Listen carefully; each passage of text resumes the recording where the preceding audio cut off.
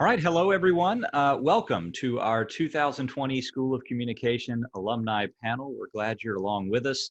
I'm Dr. Dylan McLemore. I'm an assistant professor of public relations and chair of our school events committee this year. And so we're glad you're here. This is the first event of Communication Week this year. We have our artist in residence, Simon Tam, joining us the rest of the week, Wednesday and Thursday. We especially encourage you, if you can, to attend his public performance. It's going to be Wednesday night at 6 o'clock in the Mattson Ballroom. We hope you can check that out. It will also be on Zoom. Let me paste something in the chat right now. There's a link. You can click on that and get more information about all the other events we have going on as part of Communication Week. But for now, I want to turn things over to our moderators for our alumni panel today.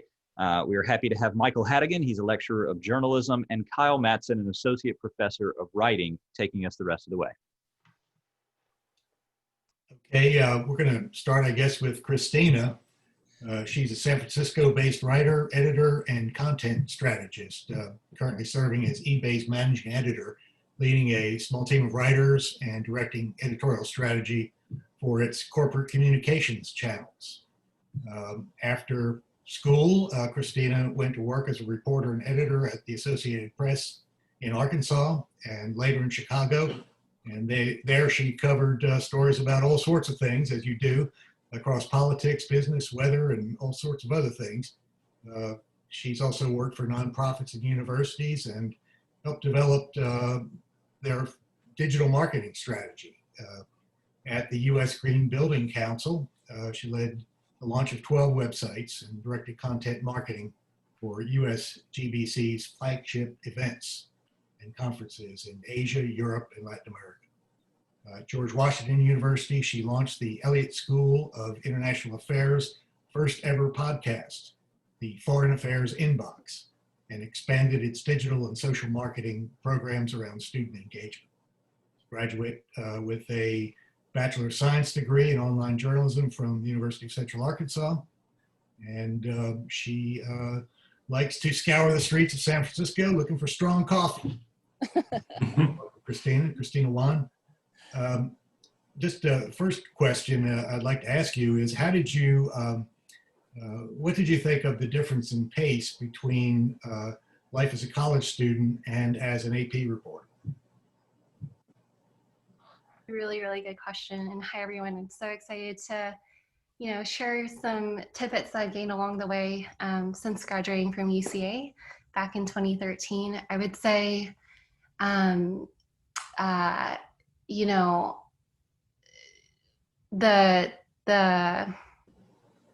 question was the similarities, right, between a college student and then the pace. The pace.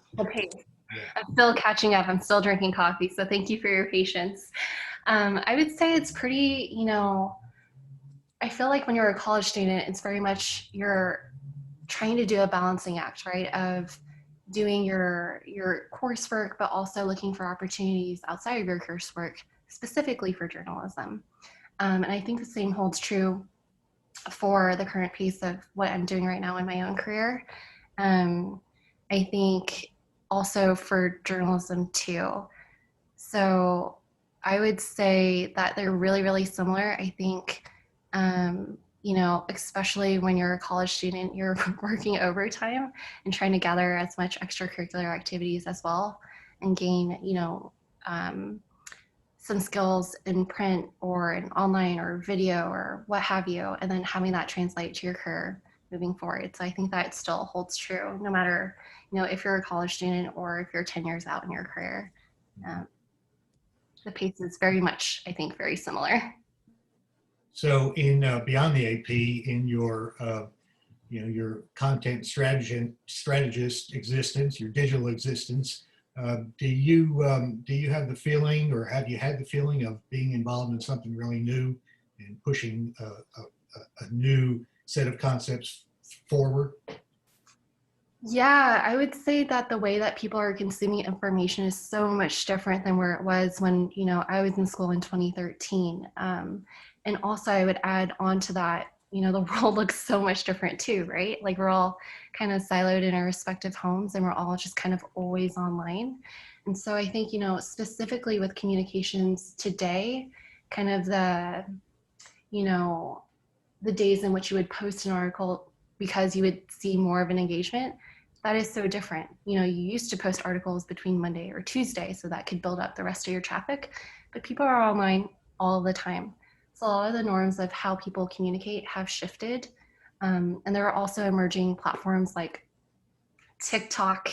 Instagram has now become a traditional media where people are getting their news. So, you know, I think with where we are today, it's so much opportunity on how we can connect with each other and tell those stories that really resonate with us. But the world is so much different. And I think, you know, for a lot of the people, all the students that are listening in, the world will probably look different when you graduate too. And hopefully, you know, this COVID-19 pandemic that we are all in will be something of a memory. How well do you think your journalism education prepared you for the kind of work you're doing now? Yeah, so a large part of my work as managing editor over at eBay is, you know, wordsmithing, writing and editing, helping shape the narrative of whatever story we're trying to tell as a company. And in journalism, the central tenets of interviewing your sources, fact checking, verifying what they have to say so that they're true is something that will carry along no matter what field you find yourself in. A lot of that news gathering, a lot of that trying to explain a complex issue and dial it down into a clear, concise, and, you know, coherent narrative, that is always going to serve you in your career, no matter which job you decide to take. You know, I started out in journalism, moved into digital marketing, and then now find myself in content marketing for eBay. And my time at UCA was so instrumental in laying the groundwork of being a storyteller and being a writer. And a lot of that, you know, those late nights at the UCA Echo Room were so foundational to my growth in my career. And yeah, I know I just like spewed a lot. I hope that was helpful, but. Good answers. I wanted to ask you maybe a couple of quick questions about relationships. You obviously worked with a lot of different kinds of people in a lot of different settings. Yes. What's the biggest challenge there for you in working with, you know, the Green Building Council, academics, and Yeah, different folks? certainly. In each respective world. So, you know, at the U.S. Green Building Council, I worked with a lot of subject matter experts who are really, really well versed in sustainability. And then moving on from there, I worked at George Washington University's Elliott School of International Affairs, where it was filled with former ambassadors and former high-ranking government officials.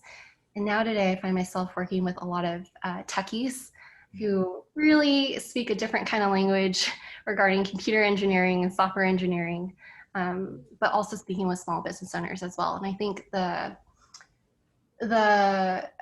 you know, unifying thread and how I've kind of moved between different industries and different roles was, again, just being a journalist, right? Like, these are different environments, and those skills that I picked up during my coursework from Dr. Stevens, I see that she's on screen, from Dee Key's class as well, you know, in interviewing, not being afraid to ask a question, not being afraid to dig. Those have really been beneficial and super, super important. And I think, you know, when it comes to your question, Michael, of navigating different personalities, if you will, I think it is remaining observant and being an active listener, really trying to get to the heart of what people are saying. And then from there, you know, you can really distill what your recommendations are from a content perspective or from a storytelling perspective. I think so often, at least from what I've seen in my career, there is that impulse to just say what's on your mind, but it's okay to kind of be a wallflower sometimes, and then share your insights and your perspective. Yeah. Have you ever encountered a toxic environment that you've had to wade through? I've definitely had some people hang up on me as a reporter who simply did not want to speak to the media. Mhm. And I think, whenever you come across those moments, you have to remember that it's not really about you, right? Like it's more so what that person is experiencing in that moment. And sometimes, it'll be like a little paper cut and it'll sting a little bit.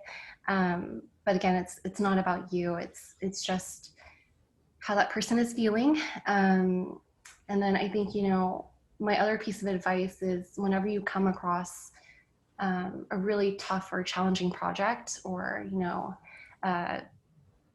tough personality, it's to focus on your work and have perspective and know that that what you're doing is important in whatever field that you are doing. I'm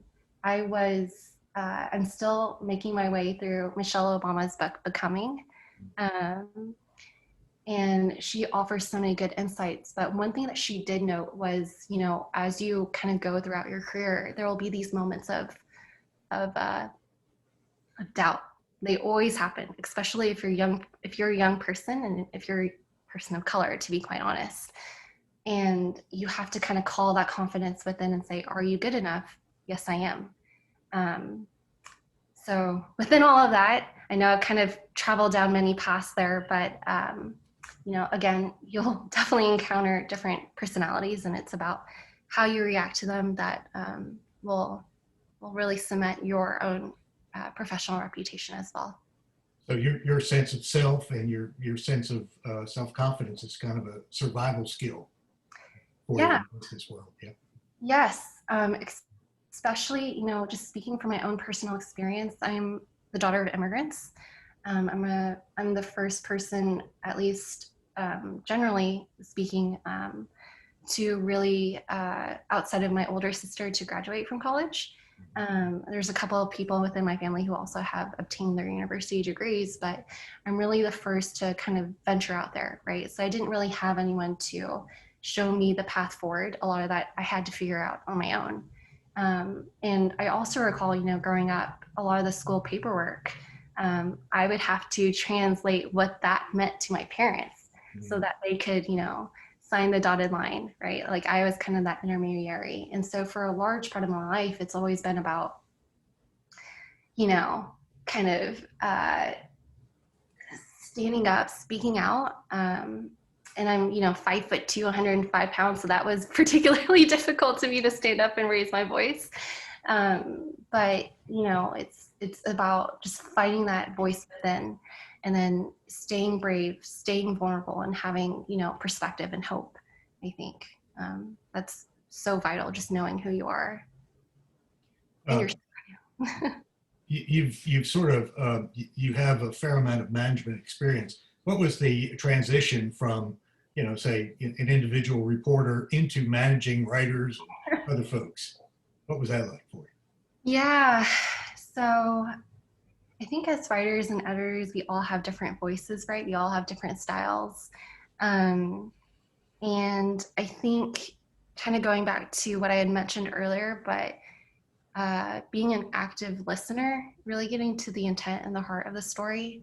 I remember when I was editing on the Echo paper, I look back and I really, really heavily edited some of those stories and trying to shape them. But, one thing I might have done different is I probably would have sat down with that writer and tried to ask them, what story were you trying to tell? And let's help shape that together, as opposed to heavily editing it, right? Because as within my own current role, my job is to help other people tell the story and then also to help lift them up so that they can, continue to grow. So I hope that is helpful. I hope I answered the question there. All great answers. Let me just, I have one quick question before you leave, but I wanted to open the floor up to some of the other folks here with us and see if they have any questions. No? That might take a minute. Just real quick, what does the future look like to you? That is a very hard question. I think within my own, personal and professional capacity of what the future holds for me, I think it is, man, who asked that question? That was a great question. That was so hard. Yeah. Well, we're at a crossroads, so it's something we have to think about. Yeah. In terms of technology and in terms of social interaction, and our current situation, of course. Yeah. Are you optimistic or not, pessimistic, or somewhere in between? I would say I'm optimistic. This year has been particularly hard, but I have full faith and confidence in humanity. I do believe that people are basically good, and I do believe that people really try to do their best each and every single day. And, progress, just broadly speaking, especially for very overarching change, historically is slow. So yes, things will feel very hard at the moment, but yeah, I do think the future is, I'm very optimistic about it. Good. For my own personal and professional capacity, I think it's just a mix of work-life balance, really striking. When you're online all the time, you have your laptop open, we're all working from home. It's just trying to find the middle between what's personal and what's professional. I think personally speaking, that's what kind of the future holds for me, and hopefully a dog. That's one of my main goals. We have a couple of questions. Michael, if I can interrupt and just maybe make a suggestion here. We haven't heard from any of the other panelists yet, and we only have 30 minutes. Why don't we save those questions? So some of these, because I see some of these questions all of our panelists could be able to answer those. So if we don't mind saving those questions for the end and going ahead and getting some of our other panelists a chance to share first. All right. Well, thank you, Christina. It's all great answers. So, we're going to have Kristopher Little. Is he with us now? I am here. All right, great. Nice to meet you. Nice to meet you. We're glad to have him. This is a great set of qualifications he's got here. He's a resident director for first-year students at Fordham University in New York. He enjoys fostering a residential community where students are supported, appreciated, engaged, and included. He promotes the importance of experiences outside of the classroom, which he hopes creates a dynamic adventure throughout a student's higher education journey. Graduate of Eastern Michigan University, obtained a master's in educational leadership, higher education and student affairs, a bachelor's degree in technical writing with a minor in mathematics at UCA in 2013. And we'll just maybe sort of leave it at that and ask you right off the top. You work with people all the time. You work with young people. What's the future look like to you? What does our future look like to you? Thank you for that. I feel really accomplished when you said those things, but I don't think I'm that cool. It's interesting too, because working with first-year students and always thinking about how I was like as a first-year student and the new generation and what that is, and then being in New York City where I feel inspired every single day. I was at a conference last year, and we were in the Bronx, and it was a conference about Gen Z, and everyone at the conference, faculty, staff, just complaining about the generation. We don't get them, they're lazy, I don't understand, they're horrible. And I'm the only one, and they're like, oh, I'm actually really inspired, and I actually learn every single day, and they are teaching me about every piece of social media, about advocacy work in a lot of different ways too, incredibly advanced. Some of the things that I'm like challenging them on, they're like, well, we want to challenge you, Chris. I'm like, oh my gosh, y'all are the future. So in a lot of ways, I think, things will get better, and the future is bright in the sense of how students are engaging in the world, experiencing the world. what they're putting out into the world, even being at Fordham where students are really centered, SOJO-centered or social justice centered, and community engagement and what that looks like. It's really inspiring. And just the work that they have done, even being back on campus now, some virtually, some here, to assist communities with COVID, especially communities of color or low SES communities, and even wanting to do work surrounding supporting the movement when it comes to BLM and everything that's been happening since COVID and before then too, of course. So yeah, every day for me, I'm inspired, and I think that this new generation of students are inspiring us all to be better. And I think I'm sort of old in the sense where I'm like being a little stubborn, you know, but they're pretty darn good. And I'm like, I was nowhere near close to this when I was there, which is really neat.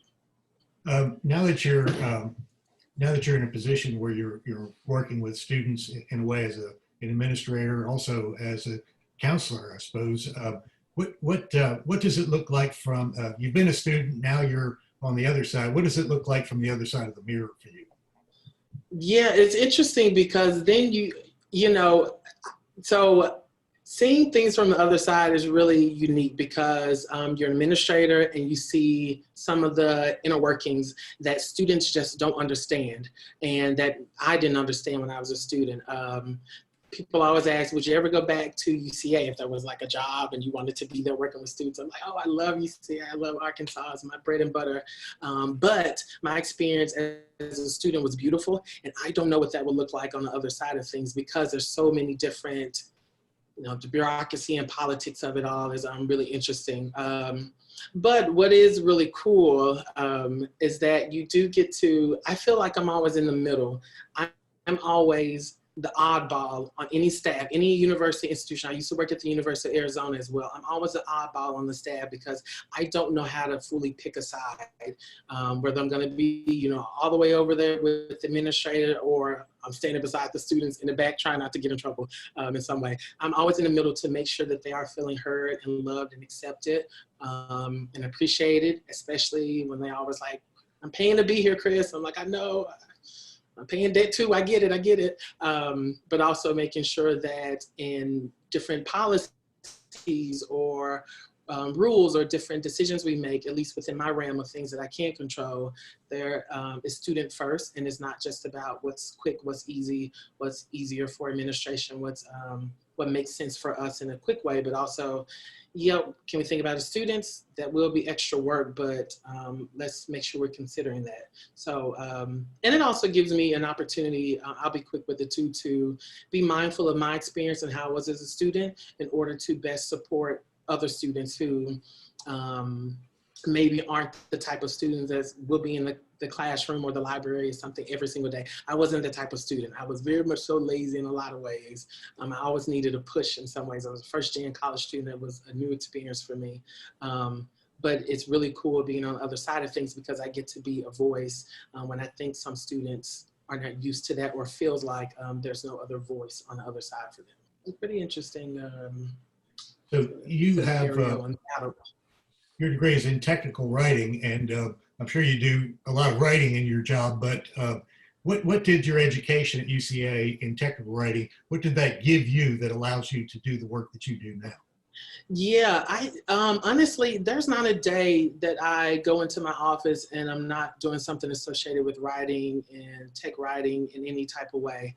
I don't care if that's a student coming into the office asking questions about something to best get assistance with something very tiny, to looking this over, to reviewing, to creating documents that need to be visible for the entire Fordham or school population, administratives. Even when it comes to, I even keep this, I had to pull out some of my old books, but I even keep this in my office, you know, I refer to it. I pull it out every single time. And some things might be a little old and outdated, but I'm like, this got me through. I'm gonna figure out how we can give this to you and make this work too. So I think in sort of everything that I do is there because I am always sending an email. I don't care if it's conduct, sanctions, hey, you did something wrong today, let's talk about this, but also I need you to reflect on this. different policies when it comes to changing everything that we had to change when with COVID.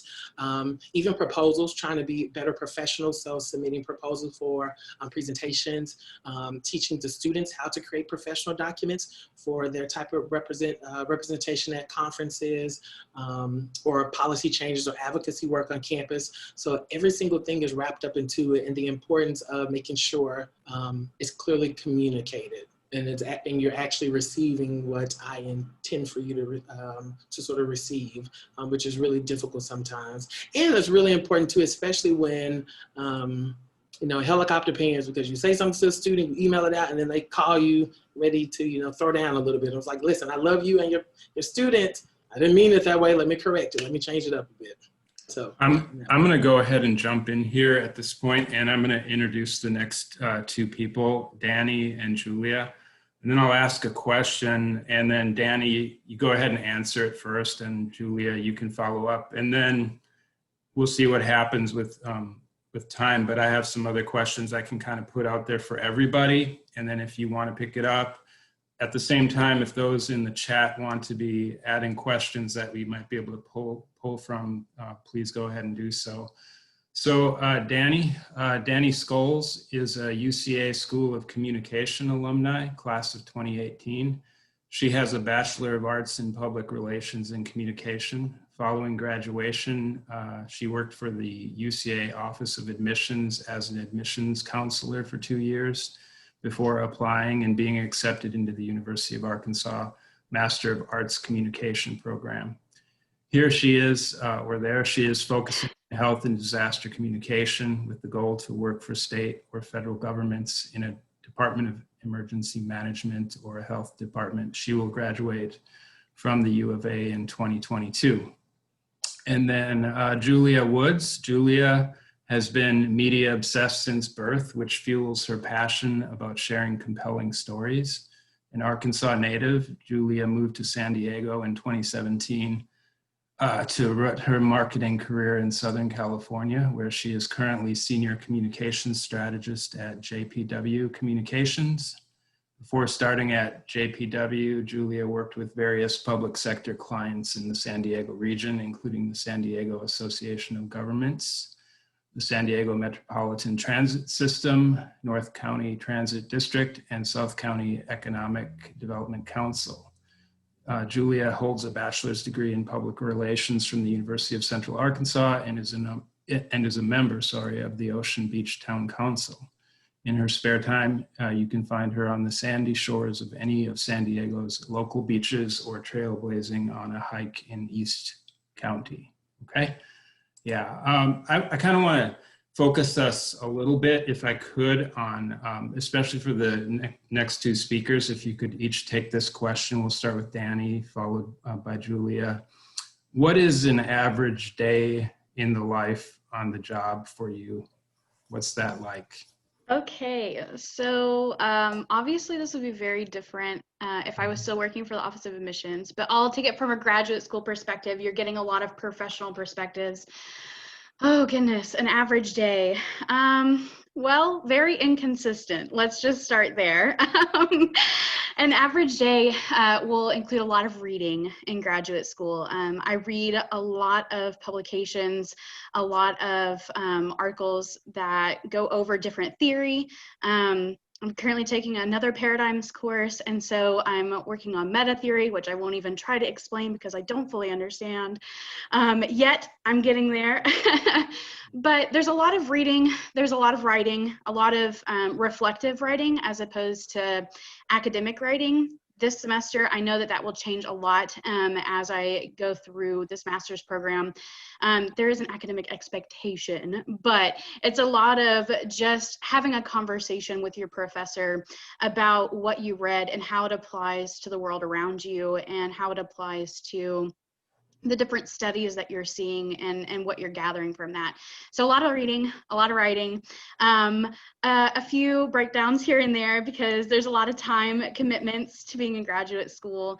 But I think overall it's just I don't know, rearranging your commitments, like really figuring out where you're committed, what it is that you want to do, and how do we navigate an entire field that is by nature a little bit interdisciplinary, right? There's a lot of things you can get from other places. So how do we focus in on the communication aspect of all of the questions that we're talking about in the real world? And how do we figure out where we as an individual fit into that whole field as a whole? Which can be challenging. It's not easy. I know I can be kind of good at making it sound simple, but it's not. And that's okay. So yeah, I think my day-to-day is reading, writing, and really trying to think about where I fit in and how I fit in to the academic world and not just into the professional world. So. And that's actually a great skill set for grad school. Making something sound simple is actually one of the challenges a lot of students face, honestly. Julia, what is your response to that question? What a day in the life is like? Oh, actually, to reiterate what you said, because it made me pause, was what was an average day like for you? And what I have found, because my work has mostly been in agencies, so working for PR marketing agencies with 40 plus clients who all think that they're your own client, there is no average day. However, my tactics and my strategies and my toolbox is what remains the same. So everybody's like hit the nail on the head with writing. If you don't like writing, then this is the wrong school of communication, writing, PR, marketing, the whole thing. It's not for you, because it's the base of every single thing that I do is knowing how to communicate it and then changing my tone, my brand values, and basically being able to put on. Hi, Julie, are you there? A new hat every hour on the hour for a client. Can you hear me? You froze for a second, sorry. Oh man, it's the Southern California Wi-Fi has been super crummy. Am I okay? No, you're good now. Go ahead. Okay, long story short, there's no average day for me, and I love it. That's what I signed up for. Okay. Every day is totally different. That's perfectly understandable. It's kind of a fiction in a way, even as a question. We do have some questions in the chat I'd like to draw from if I could. One of these questions is, what advice, and this is for anybody on the panel, any of the four of you, what advice do you have for young professionals looking to work in communications out there? Anybody want to jump in? Just because I've had to be, I've just spent a whole week doing this with my students. So I teach as well. I'm a teaching assistant, so I'm working with you all, but at a different university essentially. But one of the things that I tell my students all the time is there's no format, right? There's no format to transitioning into the communication world, whether that be it through writing or journalism or PR or communication or whatever it is that you're doing. There's no format. There's no right or wrong way to go into the working world. So it kind of goes back to like, what do you want to do and why do you want to do it? Not just, I want this job because it pays me really good, right? But why are you going there? Like, what satisfaction are you going to get from being in that position? Because if you're not dedicated to what you're doing and have meaning in what you're doing, then the money's not going to be enough. So. And does anybody want to segue off of Dani's response? I want to segue really quickly off of Dani's, and just to what she said is like finding that passion, right? There's a million different ways to get the job of your dreams. And what I have found is it's not the ways that I thought it was. And it was really just connecting with people. I moved to San Diego with no contacts, no job leads, nada. I had what could fit in my car and a graduation paper from UCA. And it took 6 months to get a job, and it wasn't through how I thought traditional networking looked like. It really was just talking to people and telling them what I was passionate about. And then they would say, oh, I know somebody who knows somebody who does that. And that's kind of how I got my job. Was somebody said, I know somebody who works at a marketing firm. And I had been applying for jobs that's a full-time job. And then it's working in a restaurant just to make ends meet. And I got that marketing job, and it's from there has been once again, connecting with people about my passion, and then they see the passion in my eyes and they go, I have a place for you. So. Good. Anybody else? I would say the exact same thing. Take people out to coffee or virtual coffee, right? Like just have a conversation and tell folks like what you're trying to do. And it doesn't have to be so narrow, right? Like the jobs are going to change in the next 5 years, next 10 years. But at the heart of every job is the ability to tell a story, right? I think that's what really bonds us all as communication professionals. So take people out to coffee or tea or just hang out for a little bit. You'll find that a lot of people are more than willing to help and are very just ecstatic to chat.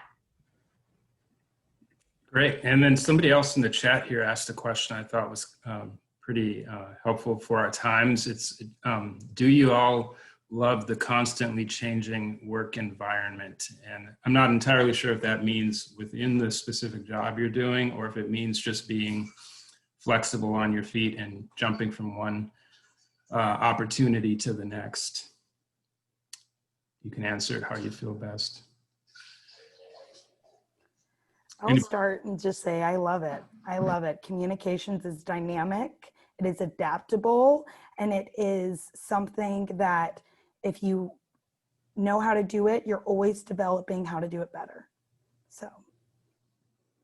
One of the themes in my questions here has to do with professionalism. And so I was wondering if any of you can talk about that, because I'm sure that our students would be interested in knowing maybe what is the difference between professionalism in the classroom versus professionalism on the job, and how do you get a handle on professionalism as a student, if you can think back to when you were green, if you would. How do you do that? Anybody? I'm happy to weigh in. Sure. I'll keep it short. So, you know, when I entered journalism, I was very so much a young person. I still look young. It is something that I think will follow me for the rest of my career. Mm-hmm. And to that question of professionalism, and I think underneath that, maybe one of the questions that you're asking is how do you stay true to yourself too in an environment that is very much probably buttoned up? And I would answer it with, again, knowing your story. As long as people know who you are and exactly what you represent, then people will feel like they can trust you, and they would feel like, okay, you know, I can lean on her, she's dependable, and I can go to her with any type of question, or at least hand a project over.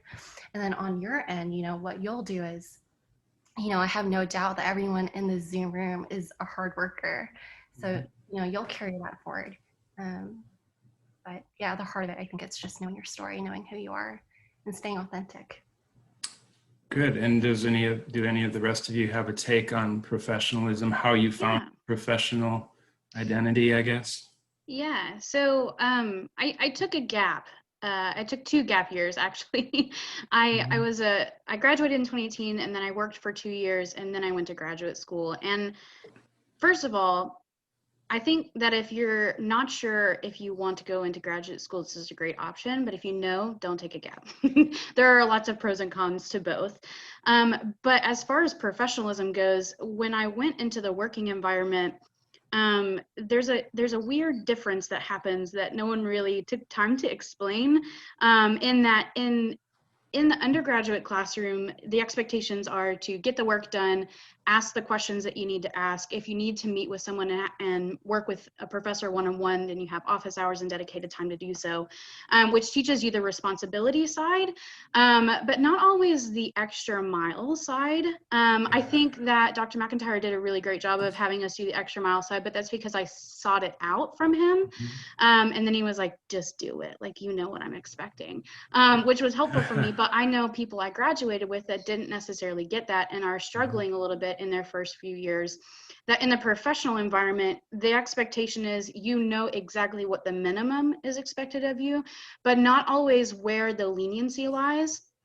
So I think in your first year or 2 years, there's a lot of information seeking going on where you're learning from your peers where the the wiggle room is, like what the boundaries are, what you're actually able to do.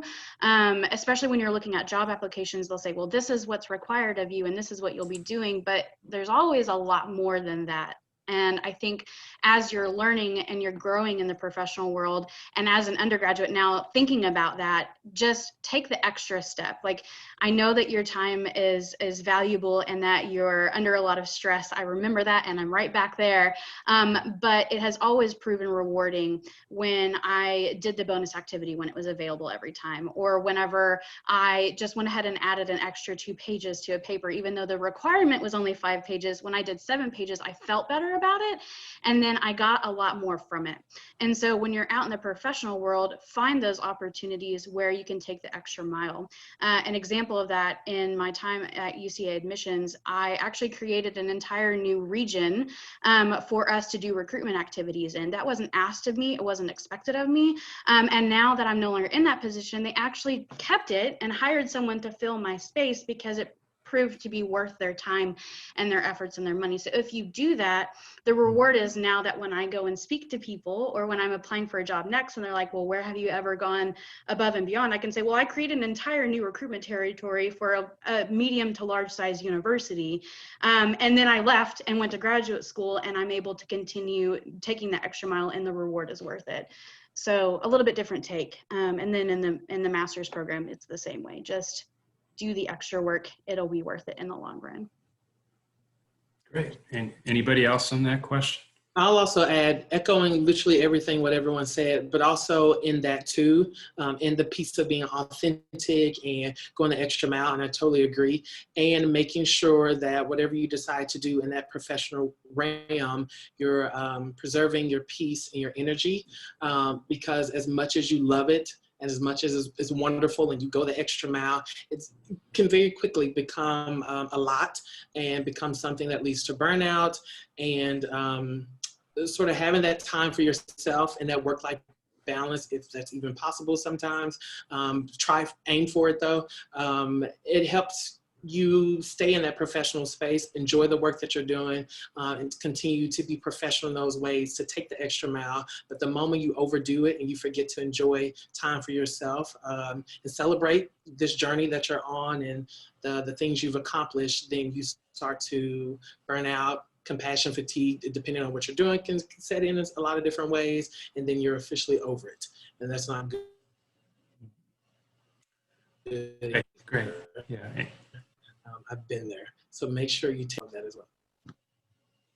Okay. Yeah. All right. So we do have some requests for contact info. I'm trusting that that can be resolved in some way after the discussion. So I'm just acknowledging that in the chat here. But we do have a question from one of the students, Raven, who wants to know what some of your favorite projects were when you were students here at UCA. And I know it may be a while ago, so that might be difficult, but if you can remember anything, it's your opportunity to share.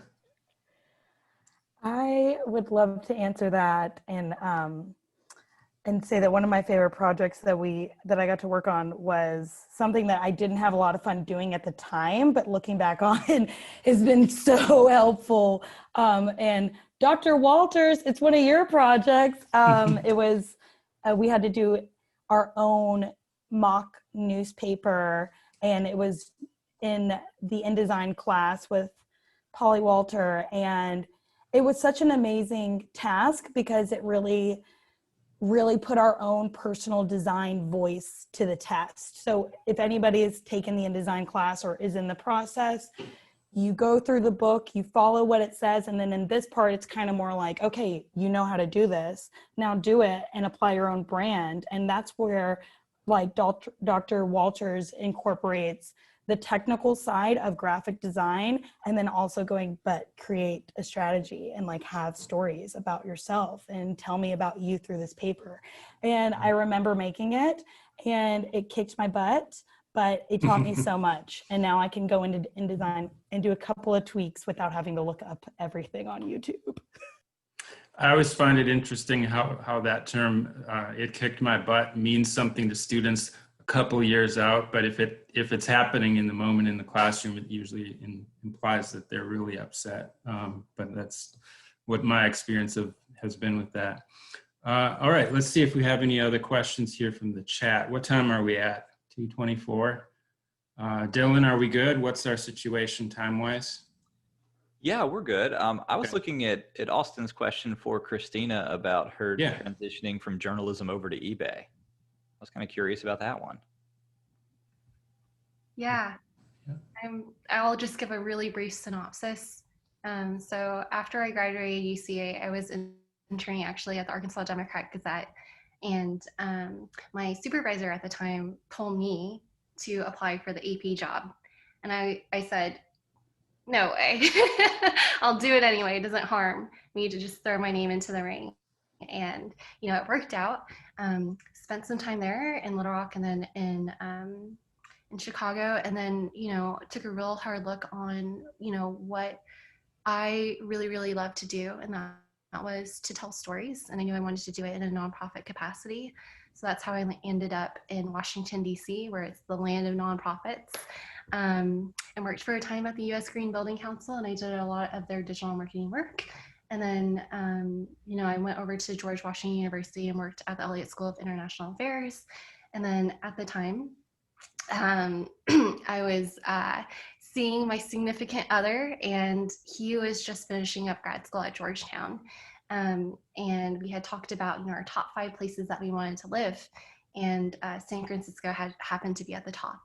And he got a job out here in the Bay Area at a hospital, and I made my way over cross country, and that's kind of how I landed at eBay. Kind of talking a little bit earlier, when I mentioned take people out to coffee, really kind of tell them where you want to go. That's exactly what I did in DC. I met with a couple of old colleagues and I said, hey, this is what I'm trying to do. And then they said, that's amazing. We know of some people in the Bay Area, we'll connect you guys. And that's kind of how I found myself over at eBay. And ultimately why I decided to take the job at the company was for its purpose. It's all about economic opportunity and helping small businesses, and that's what really attracted me to the role. So I think the common thread between each job was all about purpose, all about giving back in ways that I could with writing and editing. And that's a really, really fast, speedy way to share how I made my way to a tech company. Great, thank you. And hey, everybody, I have time for one last question that I'm going to ask for the panel.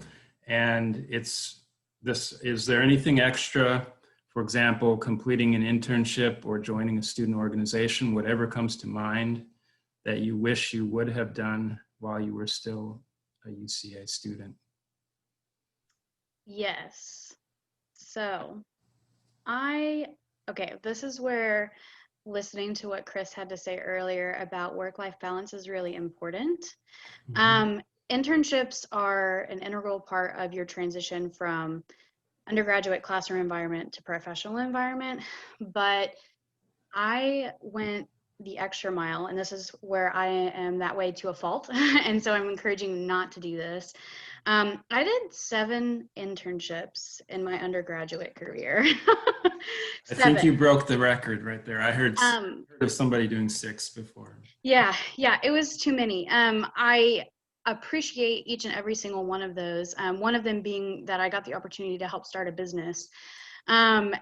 But I will say this, there's a time and a space, and you will graduate and you will have the time to do all of those wonderful things and grow and become the professional that you want to become, and you don't need a million internships to do that. I encourage you to do 1 or 2. I think they're extremely important, and you can learn a lot from those 1 or 2, but do those 1 or 2 and really invest yourself in those, and don't do what I did where I'm like, I don't know what I want to do, so I'm going to do 8 of them and whatever happens, happens. Don't be that person. I know that some people are going to be the overachievers, and I'm speaking to you in this way. don't overdo it. I think you need to enjoy the projects, really give yourself a good, yes, investment into the classes and the projects that you're working on, and just invest yourself in 1 or 2 good internships, and don't do 6 or 7 of them just to fill out a resume, because it will become apparent that you didn't take everything you should have from those because you weren't fully invested in them. Great. Anybody else on the extras, some extra things that you've done or wish you had done, I mean? I will say really quick, sit in the front of your classes whenever they go back into real session. I don't know if you guys are doing hybrid classes. Every time that I sat in the front of the class, and I can tell you what classes it was Dr. B's, it was JJ's, it was classes that are integral and like totally the foundation of everything I know. And it was because I was in the front of that classroom looking and making eye contact and soaking in everything I could that I remember. If I was in the back, there's just a different tone. Your body language becomes a lot more relaxed. And being in the front is going to prepare you to be in the front of those rooms when you get to the next job and when you want to promote yourself and you want to network. You'll be comfortable there. So just go ahead and do it. And maybe it's turning your camera on in class. Maybe that's the COVID version. Camera on and you're wearing a suit. I see somebody doing that right now and I'm like, get it. Who is that? Oh, okay. Dylan, how are we on time here now? We're over, but if we have time for, Okay. I mean, if our other 2 panelists have something to share, we can certainly do that. Can we get a little bit from the other 2 panels on maybe some extras that you either did invest in or wish you had invested in? I wish I had invested in other media, right? So our comms work is shifting very heavily into video and into design. And what I wish I had done in my UCA career was really experiment more in that field. And I also think, a large part of kind of the 360-degree integrated campaign work will touch all different types of mediums and channels. And I would highly encourage folks in the room to experiment with different platforms, like if you're open to it, like TikTok or like filming or, just kind of getting your feet wet in other maybe design components as well, so you can speak the lingo when you enter the professional workforce, because you will interact with so many different people because you're in comms, because a large part of what you do is cross-functional. Great, thank you. Yeah. And I will say that I was really involved on campus, so I probably, was too involved. I probably should have invested more of that time and energy and done more of the things within at the time, the writing department and the opportunities that were presented that I really wish I would have taken advantage of. But I had incredible professors that I remember to this day, learned a lot, take it with me, carry it with me. And I literally am the one on campus telling all these stories. Oh, back in the day, let me tell you about my professor. So that's me now. So I had a really wonderful experience, but I do wish I just had really been able to really pay attention to the opportunities within the department and the discipline to hone in on those a little bit more. Great, thank you, Chris. All right, Dylan. Yeah, thank you to Dr. Mattson and Professor Haddigan for moderating today's panel, and thank you for our panelists, Jessica, Julia, Jessica. See, I looked at your name, Dani, Julia, Kristopher, and Christina. I knew that was going to get me. Oh my goodness. Thank you for sharing with us. We're so glad you could join us from coast to coast today. And thank you to everybody else in our audience. We'll see you for the rest of Communication Week. Have a good rest of your day. Thanks, everybody.